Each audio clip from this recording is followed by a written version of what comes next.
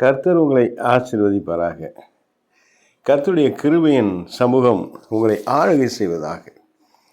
உங்கள் ஆவி ஆத்மா சரீரத்திலே ஒரு உண்மையான சந்தோஷமும் சமாதானமும் நிம்மதியும், உங்கள் ஆவி ஆத்மா சரீரத்திலே நல்ல சுகம் பலன் ஆரோக்கியமும் எப்பொழுதும் இருப்பதாக.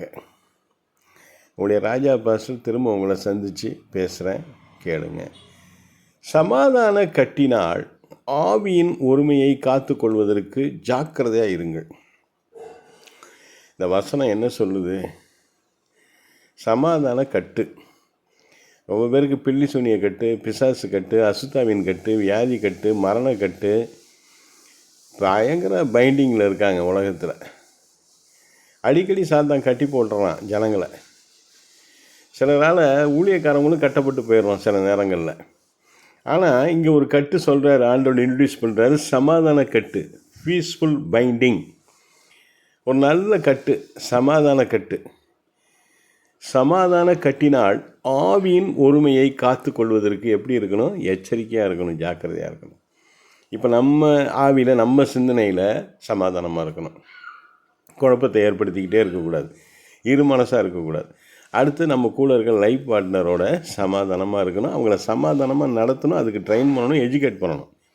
அடுத்தது கர்த்தருக்கு ஸ்தோத்திரம், உங்கள் கூட இருக்கிற ஃபேமிலி மெம்பர்ஸை சமாதானத்தில் நடத்தணும்.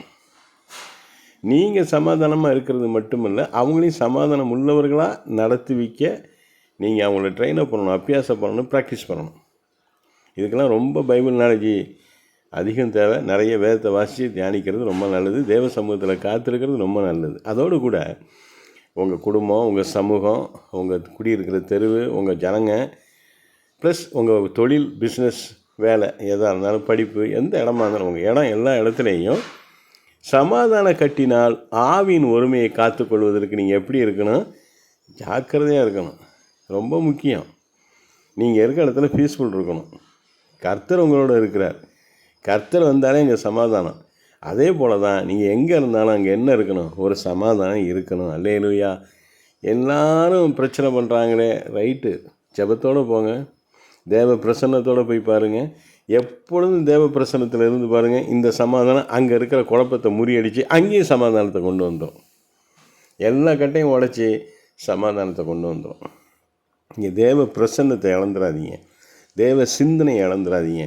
உங்கள் ஆவி முழுக்க, உங்கள் சிந்தனை மண்டலம் முழுக்க தேவ பிரசன்னத்தினால் நிரம்பி இருந்தால் ஜெயம் உங்களுக்கு தான். நன்றி. கர்த்தர் உங்களை ஆசீர்வதிப்பாராக. ஆமென். அல்லேலூயா.